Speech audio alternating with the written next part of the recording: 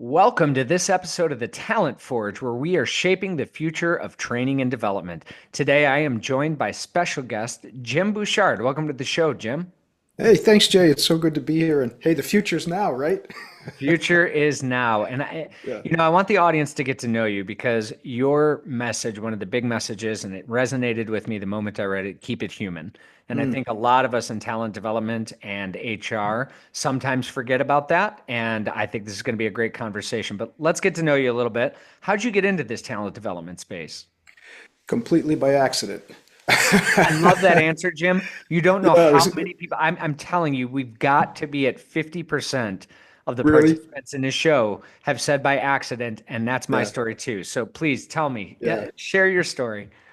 Well, long story short, or somewhat short anyway. First of all, I was a former drug addict, two-time college dropout. How's that? Now, aren't you glad you invited me now? Absolutely. Right? And part of my recovery was martial arts. I started to get involved in martial arts. So I didn't realize that was an accident too. I didn't realize that was going to turn into a 30 plus year career. And that it was a wonderful experience. First of all, it saved my life for one thing, but also it taught me about a lot of the. It taught me how to make really genuine connections with people on a human level. I mean, that's what martial arts is all about. Sharing information. And I believe leadership is about a lot of things, but above all, leadership is sharing. And a leader shares. The rest of the conversation is just about what we're willing to share and how we're willing to do it, which is at the heart of HR and talent development, right? So anyway, people started asking me to speak about the philosophy of martial arts and how it applied to real life and especially life in business. And that one thing led to another, and that put me out on the road speaking and writing books and doing things like that. So here we are today. But that's how it all gets started. And at the heart of it, people perform at their best when, and I'd argue only when they know their leaders care, their work has meaning, and when they have a chance to learn, to grow, and develop. And right, isn't that what you guys are all about? That's what you're trying to do. And so, Absolutely. yeah, so I'm always glad to work with my friends in HR. You've got one of the toughest jobs on the planet right now. You're not wrong. So, yeah, Uh, yeah, Jim, there's so much interesting things that you just shared. Okay, let me get my brain under control as I'm ready. So sure, I also studied martial arts. I was a mixed martial artist for nice. several years. Studied in Brazilian Jiu-Jitsu, Aikido, Get even out. How'd you stay so pretty? well, actually, the irony is I gave it up when I got Yeah, punched in the mouth, cracked a tooth, and had to give a keynote the next day on dealing with difficult people with a well, half whistling tooth. So I decided to stop yeah, it at that point. yeah, But that is an average day in that trade. that's right. So here's my question for you. I loved what you said about the connection between martial arts and Mm, people and leadership, et cetera. Can you dig into that just a little bit? I don't know that I've heard yeah. somebody bring that to the forefront before. Well, I think a lot of it had to do with I was blessed with some really incredible teachers. And in fact, on my podcast, on the Keep It Human podcast, I just had a reunion with Dr. Yang Ming, who is he is just one of the teachers that probably in the top three that I admire so much. It had such a profound influence on me and my work and on my life. First of all, it was wonderful to learn martial arts from him. But more important, I think he's one of the world's greatest living philosophers. And we hadn't spoken for almost 30 years, and we kind of just picked up where we left off. And he was one that always encouraged, that martial arts was to enhance your life, not to detract from it, right? And that these lessons, the lessons were about life, not just about punching people in the head and getting kicked in the face, right? And another influence on me, profound teacher, Professor Nick Serio, and he described this beautifully, and I'm sure you'll understand this. He defined the attainment of a black belt as the attainment of a good learning attitude. And he said, most of all, you're learning how to learn about yourself. And now take that and apply that out in the world too. Take it outside the dojo, because once you learn how to learn about yourself, then you're on the path for continual, personal development, right? Self-improvement. So one of the greatest gifts that I kind of extracted from these wonderful teachers was perfection is not a destination. It's a never-ending process. And the more we can embrace that process, right, then we're going to become better people. We're going to become better leaders. We're going to become better resources to the people around us. And ultimately, I think the most effective leaders have that mindset, right? Always trying to learn, grow, develop. We call it martial arts, we call it beginner's mind, Yeah. which is really the true mind of the master. Always curious, always seeking, trying to improve. Don't break your arm trying to pat yourself on the back, right? That's right. And I love that because and I will share this. So part of the reason I got into mixed martial arts was my brother, who had come back from his deployments as a ranger in Mm, the army, ended up starting a school and was working in Tang Soo Do Mudak Kwan, hmm Korean martial art. And he was like, "Hey, will you come in and do this?" And I started doing that, and then it kind of blossomed into I met a bunch of people in Brazilian jiu-jitsu and so on and so on and mm, so forth. And I remember I did not have. I did have in my brother an amazing teacher, but he was not a philosopher. He used the stick, so but call it well, these brotherly guys could love. do that from time to time too. Yeah. Definitely toughened me up. So but I love hearing about this. And I remember very clearly it was actually, I ended up doing Tai Chi for like balance and core strength and a number of other things. Not so much an aggressive martial art, but I remember that my instructor in there was just so profound. Didn't say all that much, but when it was like, think of this as the flowing nature of how your emotions are working and things like that. And it Mhm. it really did shift my thought process, not even just from the martial arts perspective, but just like from the world perspective, like the push and pull and the give and take and the Right. ability to remain balanced even when there's adversity or something pushing against us. I think there's a Mm, lot of lessons that can come from martial arts. And in thinking of the audience here, so the trainers, the coaches, the HR practitioners out there, what is maybe one or two lessons that you would share in thinking of that mm. mentality of always being a learner or that mentality of, the discipline that it takes to do some of these things? How would you help them think through that in terms of being able to design, deliver, or even develop some type of learning experience for somebody? Well, just in that few seconds, you opened up a whole lot of cans of a whole lot of worms. we could we could probably talk about this for hours. One of the most profound things I think you just hit on was this idea of the idea of continual learning and discipline, right?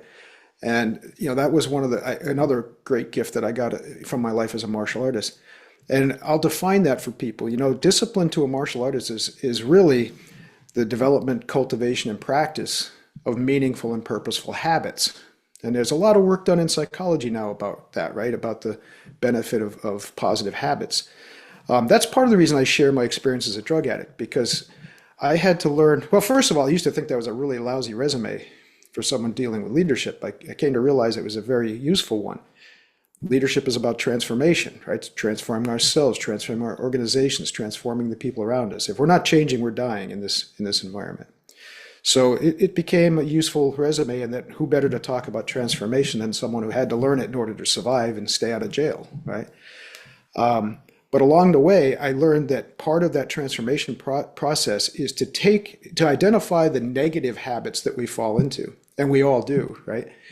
And try to cultivate and develop positive habits that are going to get us further along the road, get us to our goals, whether that's advancing in your own career, helping others as you do through training and development. And by discipline, I mean, that's things you check off on a to-do list. I mean, really embedding these practices in our lives. What are we going to do every day, every week, every month, every year, and stay true to that. So that's a huge lesson there. The other thing is, I've been asked lately. In fact, I'm going out to Arizona next week to work with a group for a couple of days on uncertainty. In our current environment, uncertainty is a big issue.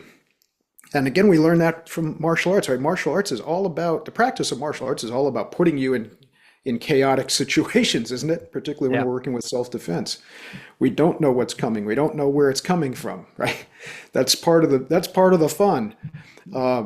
Over time, I came to realize what can you do? I don't want to say reduce uncertainty. I've corrected myself from saying that over the last few months, because I came to the realization is that certain uncertainty is an almost infinite and inevitable commodity. It surrounds us all the time, right? Mhm. I'd rather say, how do we manage and address the uncertainty? I like that. Not reduce it, not try to avoid it, because the uncertainty is where all the great stuff happens. You think about it. One of the exercises we do in the workshops, I ask people to think about some of their greatest victories, their greatest triumphs. And after they identify that, I said, but what were the conditions just before that happened? And more times than Anxiety, not, people will say, stress, well, it was a mess. uncertainty. Things were Yeah. a mess. It was chaotic. I didn't know what was going to happen. It was disaster. And then out of that came the triumph. You wouldn't feel that triumph if you didn't have the challenges to face before. So I don't know, we've got to get this T-shirt back out. I had a T-shirt a while ago. It said, "Celebrate adversity. It's your chance to discover the person you might not have ever imagined without it." Right. It's nice. I like So, that. how do we do that? And like I said, in martial arts on a very physical level, we practice that, didn't we? Yep. And how do you address it? How do you manage it better? Try to anticipate as many situations as you possibly can, right? Try to imagine, and it's hard for some people, imagine the worst case scenarios. Think about them and then design ways to practice for that. You might not know the specific circumstances or conditions, but like, look we were joking before the program about the stock market, right? Yep. Now, we might not know what conditions or circumstances lead to a variation in the stock market at a given time, but we know it's going to happen. We know the stock market's going to go up. We know the stock market's going to go down. We don't know when. We don't know how. We don't know why. But We're we know it's definitely going to building happen. some we're building some empirical evidence that tariffs may have that impact. Yeah, that's one of the things, right? Right. Yeah. Look at what happened with COVID. Like, we've had a lot of discussions about that.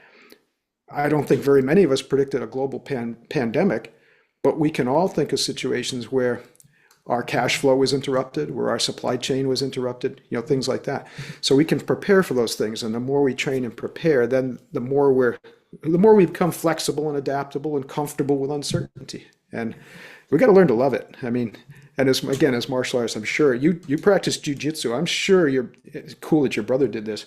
I'm sure he put you into some situations where you were being turned into a human pretzel and saying, "How the hell did I end up here?" Right? Oh And yeah. then you have to manage your way out of it. When you reverse it, you get on top. That feels pretty good, doesn't it?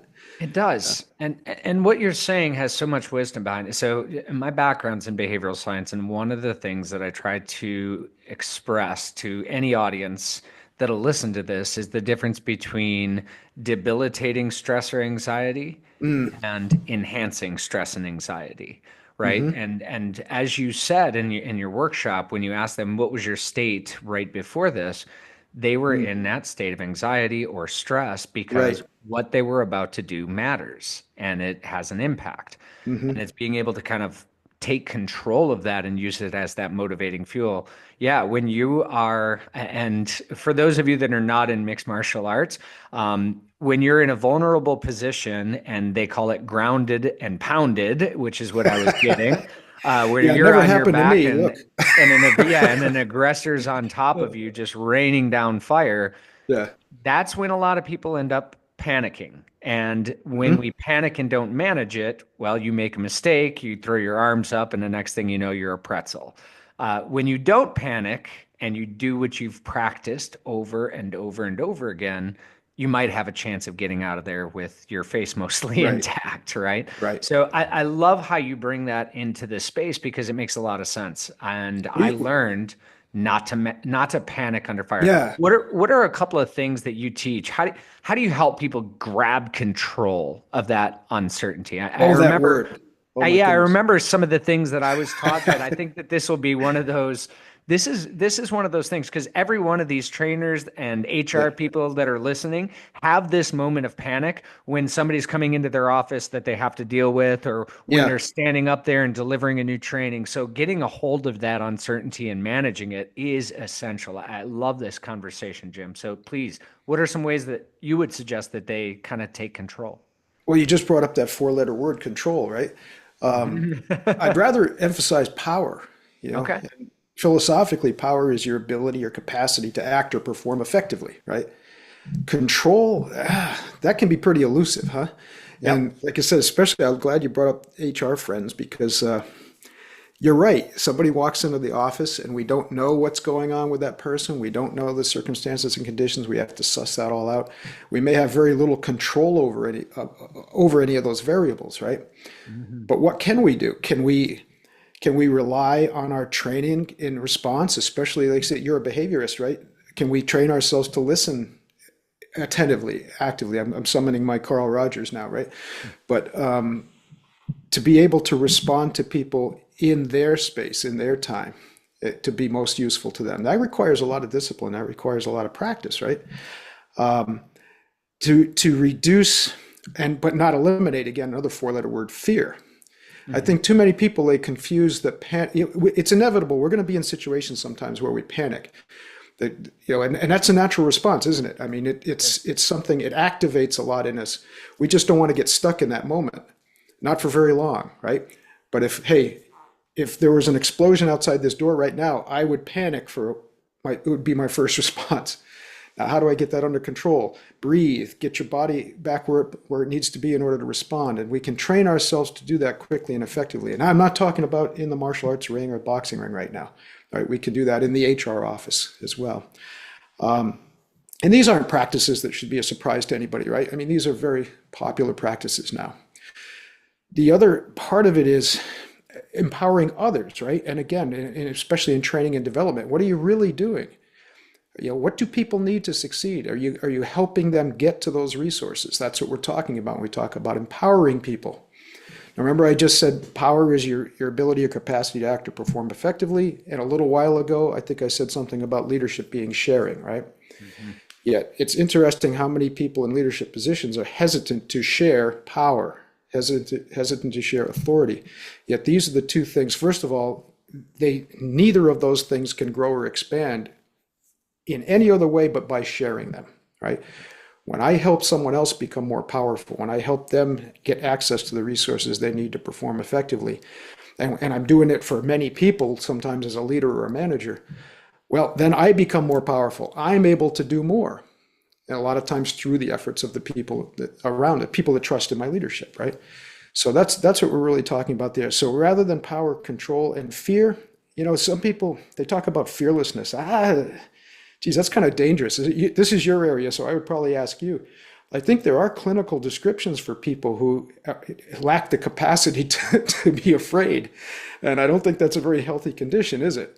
No, their The life absence of expectancy fear is is not courage. The absence of fear is stupidity, Yeah, their life right? expectancy is significantly lower. There's actually a couple of different Mhm. neurological disorders where the amygdala just doesn't trigger or doesn't activate in a Yeah, way that it does in, say, somebody where we hear a loud bang and we turn and we cover and we make sure that we're protecting ourselves. And exactly. Greatly increases our probability for survival, right?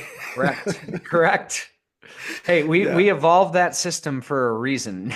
yeah, yeah. Yep. But that idea, like I said, absence of fear is not courage. Courage, in fact, is only defined by the fact that we're facing a danger, a risk, or a challenge. It doesn't necessarily have to be a life and death situation. There's different types of courage. I don't know if we have time to get into all that today, but moral courage, artistic courage, um, you know, heroic courage. Obviously, that's the most obvious one.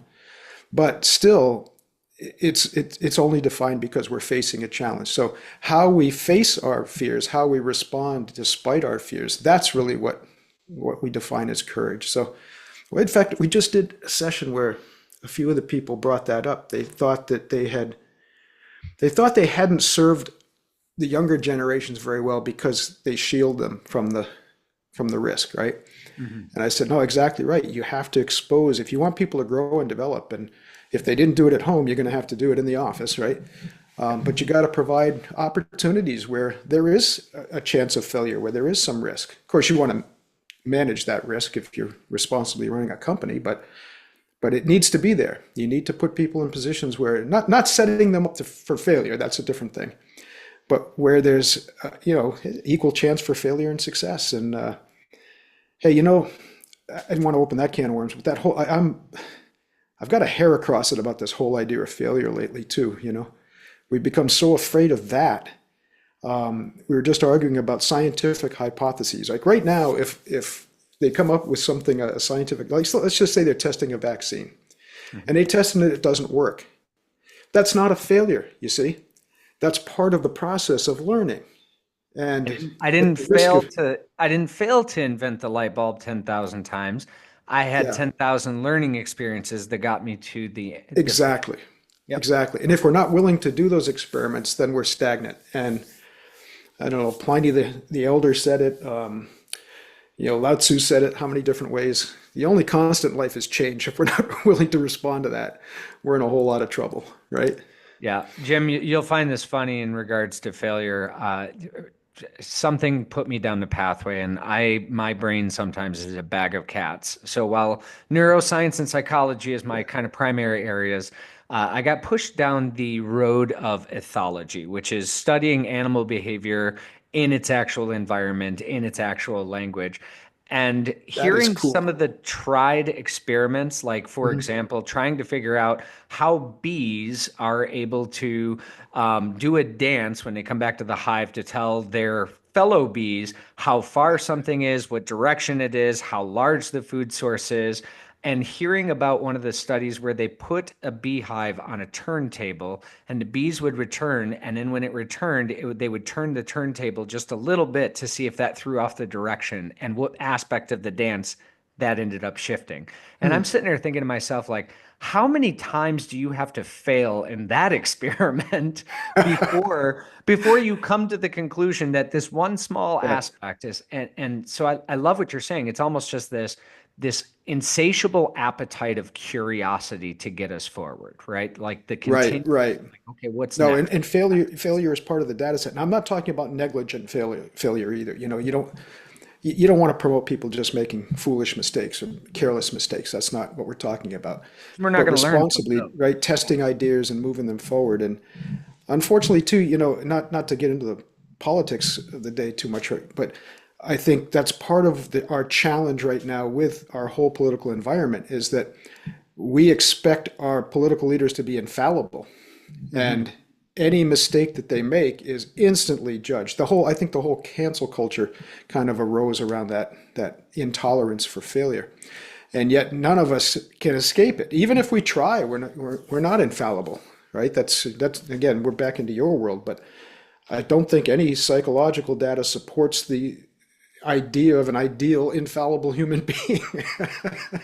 Well, and if you think about how we ourselves want to look at ourselves as an adaptable and evolving, a growing Right. human being, but a lot of times we don't extend that courtesy to people that are outside of our skin. Well, that's And because I'm right and you're wrong. See that? that's right. So, I, No. I want to dig into this though too, because I think it's important that we spend some time on the concepts of keeping it human, which, Yeah. you started off by sharing a vulnerable peek into your background Mhm. and to how you got from being a drug addict to being in the martial arts to being a leadership coach and what that journey looked like. And I think that's really powerful, right? We know that vulnerability and vulnerability loops are what create connections with people. And Yep. at some point in time, you had mentioned, whether it's that which created the conditions for a powerful transformative story, or it could be anything else too. It could be an Mm. injury that created that condition. It could be a life event that created that condition. Um, what is it that in that story, how do you keep that human? What is that human aspect that you are essentially creating the conditions for somebody to find themselves in? What does that look like for you? Well, that's a really powerful question. I think a lot of it has to do with our desire for connection, right? You face a challenge like that, and a lot of times, I'm going to speak personally from the drug experience, and I know I'm not alone in this. A lot of people that deal with addictions can feel very isolated, right? Can feel like I'm the only one that has the problems that led to my addiction. Because that's it too. People look at the addiction as the problem, but again, I'm stepping into your world. Most of the time, there are circumstances and conditions that make us susceptible to the addiction, right? Yes. It's not just that the drugs are the problem. The drugs are my way of medicating myself and feeling a little safer and a little more comfortable from the problems that I didn't want to cope with or couldn't cope with at the time. So, when we're isolated like that, if we survive it, at some point we realize we can't do that alone. We have to reach out for help. We have to be willing to accept the help from others, right? And there's this desire for connection. Now, that's a pretty extreme example of it, but I believe we all need that connection. And in studying a little bit in your world, I think that's pretty well documented. We're a social creature. We evolved to be a social creature. So for whatever reason, we need one another, and we need to develop healthy interdependencies, right? Hmm. Not codependence, but healthy interdependencies.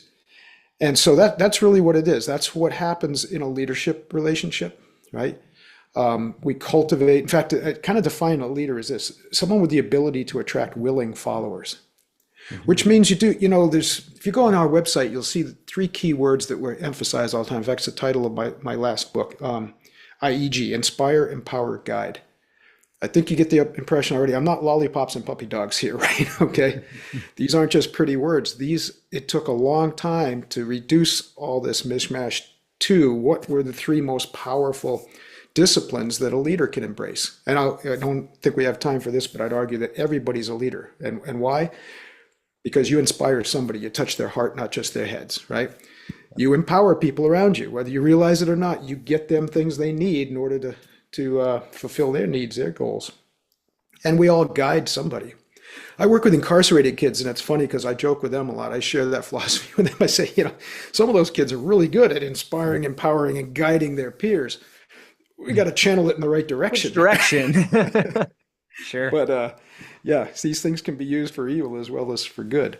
But the important thing is that's what we're doing, and most important there, I think, is the idea of touching people's hearts, not just their heads, inspiring people, and that speaks really to our need for human connection, because that's what it's all about. So now we've got a lot of challenges, right? We've got all kinds of divides. I mean, we've always had generational divides and racial divides and ethnic divides, and now the political divide is, I wouldn't say it's the worst it's ever been, but we're in one of those deep cycles It's deep. Yep. right? AI is freaking everybody out, right? Embracing these new technologies. All these things that can really reduce our humanity or reduce our capacity to see another person as deeply human.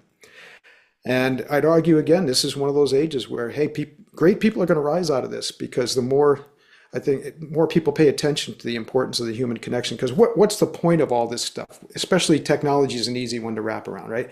What's the point of all this technology if it's not to bring us together? Yeah. We're already, I think we're moving through, if not, I'm hoping, out of a phase where it's separated us a lot, even though it Yeah. shouldn't have. But now can we use these tools to at least to bring us together and give us the time to connect with each other on a deeper level? I mean, I use AI. I use AI all the time to help me with my writing and correspondence and things like that, research. And it does give me time, but how am I going to use that time? Am I going to talk with Chad? Do you name your Chat GPT guy? I do. Mine's Mine's name's name. I actually asked it to name itself, and its name is Vex, my which I was wife. like, I don't know how I feel about that, but all right, Yeah, good, my Vex. wife did that with hers. She asked him to, but yeah, I don't know. I just started calling mine Chad. But anyway, um, it does give me more time to think and to connect with other people, and that's what's important. And if you doubt what I'm saying, well, call any customer service line at a major company these days, right? Well, I just got held up flying, which happens a lot these days, and uh, yeah, I'll say it, United Airlines, because they've been one of the roughest ones lately, trying to find a human being to talk to. And I finally found a wonderful human being. It is a good outcome to the story. But it took me a while to get to the yep. human being, right? So people need to realize I think I'm going to do a lot of work in customer service coming up. But I don't know if I'm the only one, but I'm sick of being in that endless feedback loop of automation when I have an issue, right? It's fine. It streamlines. When things are going good, we can go in there, go online, do our stuff, right? But boy, when you have a problem, don't you want to talk to a person, A right? lot of times. Well, and it's interesting that you bring this up, Jim, because I think we could spend another hour talking about Mm. sort of the interactions and even some of the interesting research that's happening right now about how people are creating connections with AI because they feel Yeah. disconnected with others. But I'm really appreciative that you shared your story and your experience in there. And so I've done some work with some different addiction agencies and supported them and coached them in some of the behavioral practices. Yeah. And what you're saying is exactly right, right? It's not a disease that's all of a sudden caught. It's usually the result of some kind of shame, blame, unrequited shame, blame, guilt, trauma, etc., that has created a condition for we take one step, we take a second step, and it's not something that happens overnight. It's a Right. linear progression. So, number one is I'm incredibly impressed and always just congratulations on being able to navigate that out and for using such positive tools to be able to do so. So that's a challenge, and I recognize that challenge. So it's really I impressive. appreciate that, but one thing I want to emphasize too, I try very hard not to glamorize that. Some people, right? It's the least I could have done for the people around me. Sure. That's important to point out. But no, no, but I hope I didn't diminish. I do Nope. appreciate what you're saying, and No, no, it's no. interesting because, right? Because there's the connection that HR world. We were just talking about that. I mean, how important. There's a lot of automation and whatnot and isolation happening. People are seeking out ways to streamline the HR process and the training process. And Mhm. again, all that's good. I access a lot of training online that's more or less on demand and automated. But again, at some point, you need that connection. There's no stronger connection than teacher and student, right? Again, from martial arts, right? That's a very special relationship, and all of us can be the teacher, all of us can be the student at any given time. Huh? I want to draw out what you said there, and and it relates to everything that you've just said, and it's impressive to me. This is the key piece, and it goes back to exactly what you're saying.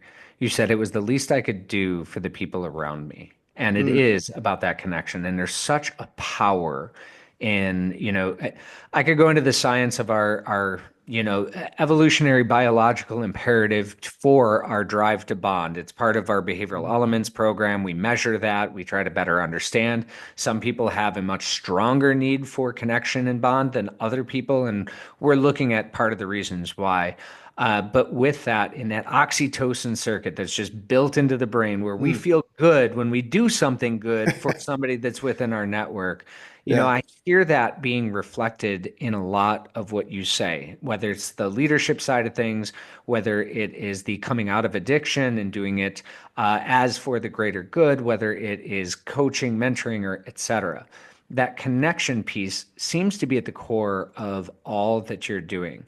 So my question for you, and maybe this is something, what are some of the ways where, okay, I'm a trainer, I'm brought in, I'm standing in front of a room, I have to create a connection with this audience if they're going to trust me, if they're going to Mm. listen to me, and if they're going to retain anything. If I don't have that connection, whether that's through telling a story, whether that's through, identifying some of the pain points that they have, or sharing some of that, empathizing with some of that pain points, or being able to connect on that vulnerability level.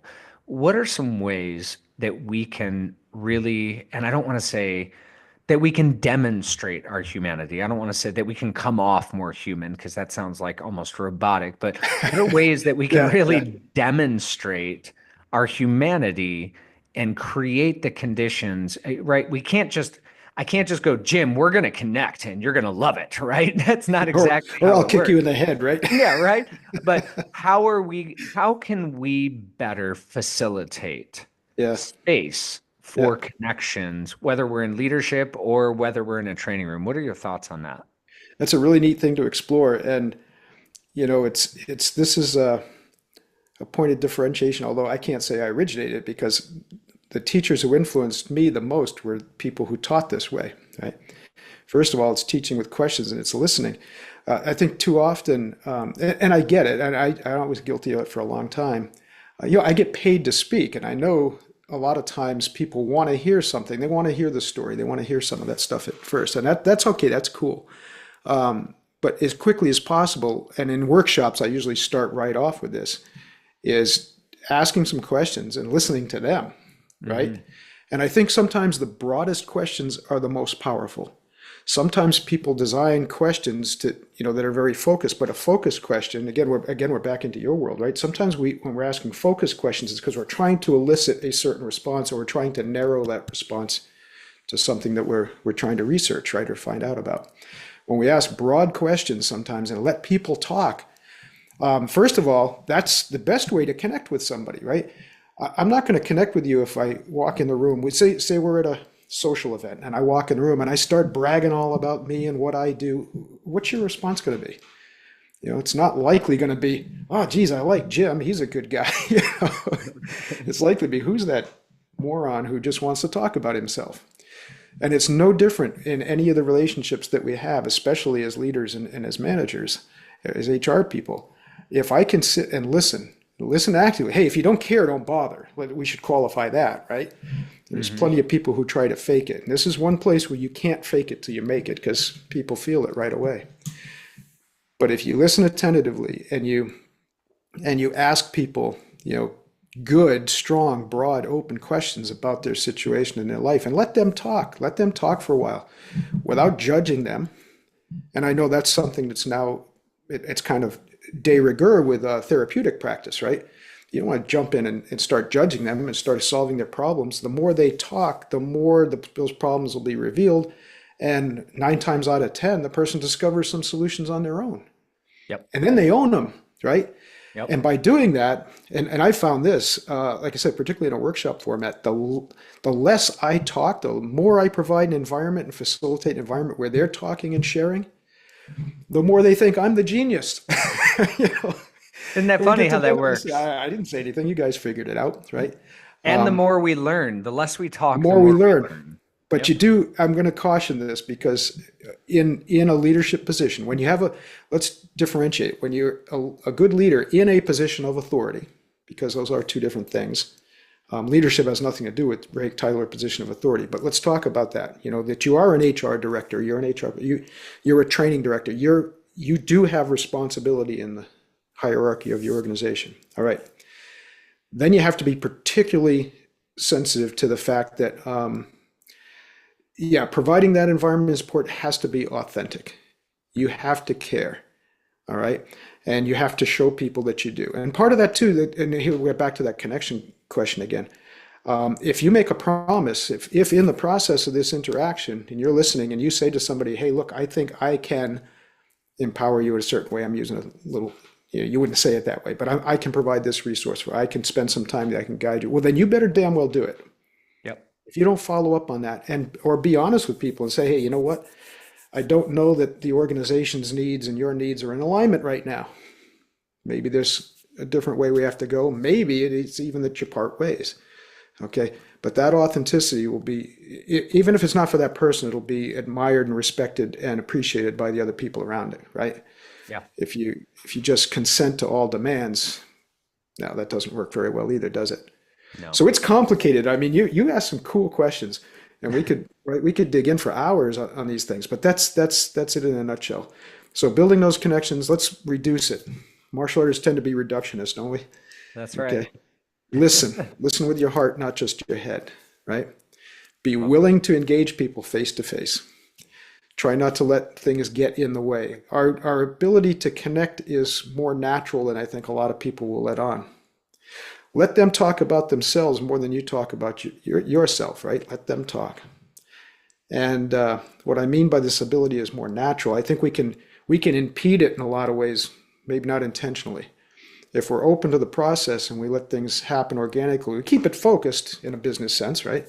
yeah. Don't let it go off the rails too much. But remember too that what's happening in a person's personal life is part of what's happening with them at work, right? So you don't I'm want to so ignore that glad or I'm so either. glad So you said that because I hear this yeah. work-life balance or, Oh, separation and oh. it is. It's like, okay, well, I'm going to take this part of my brain and I'm going to shut this part of my brain Mhm. down for 8 hours of the day. And then I'll Yeah. just pick that back up and shut the rest of it down for like this is not how we're hardwired. That doesn't work that You way. keep using these four-letter words. That's what work-life balance is, a four-letter word. Yeah, I agree with And that. I think a lot of it is because, and again, you'll appreciate this because your exposure to the Eastern thinking. In the Western mind, balance is a static position, but it's not. It's And not. as fighters, we understand that balance is not a static position. It's a dynamic process, right? So in work-life balance, sometimes work becomes more important. Sometimes other aspects of your life become more important. It's a matter of constant adjustment, right? To always be trying to bring things to some sort of equilibrium, but understanding that they're never going to stay that way. How dull would that be anyway? Big difference between equilibrium and harmonization Right. and being able to say, hey, you know what? This week, I really do need to put in a significant more amount of effort into family, friends, Yeah. self-care, whatever that is. Hmm. And this week, you know what? I really do need to focus on my tests, my certifications, my Yeah. work, my reporting, et cetera. Yeah, no, it's so Hmm. smart, Jim. Hmm. Jim, So, this has been an incredible conversation, and I know that we could go on. And I definitely, I've gotten so many takeaways from this. I know our audience has benefited. Question for you: how would the audience get in touch with you if they wanted to reach out, learn more about your journey and your approach to keeping it human? well, first of all, thanks. And let's make this the first, not the last conversation. And I love I that. want to have you on Keep It Human because I'd like to hear more about your perspectives, especially, in human behavior and whatnot. One thing we just launched was really cool. And I'm telling you, just launched. There's only a handful of people in it. I've dreamed about this for years. Keep It Human, all one word, Keep It Human dot network. Mm. And that's a platform, it's on a platform called Mighty Networks where we're able to get people to share with each other all over the world across industries. And we're starting to populate it with a lot of cool resources. So there's a free section, Engage. Just get on there. Right now, you get everything in the Engage section because we're just starting out. And then if you're interested in having me come and speak or do workshops, thehumancentricleader.org is a good place, thehumancentricleader.org. But I'm easy to find on LinkedIn and all that stuff too. Excellent. We'll make sure that's in the show notes. And little props to Mighty Networks. I do actually very, very much like that system. I do a lot of my Right? group coaching on there. So yeah, Wow, she came up with a absolutely. really cool platform. Yeah. Yep. Yep. So, well, thank you, Jim. I really appreciate your time, your vulnerability, and sharing your story, your journey, and also for so many great takeaways that I honestly think they can take from this podcast, put directly into their HR function and into their L&D to help keep it human. So, thank you for being here with us today. Thanks for doing what you do. I appreciate it. All right. And thank you, audience, for tuning into this episode of the Talent Forge, where we are shaping the future of training and development.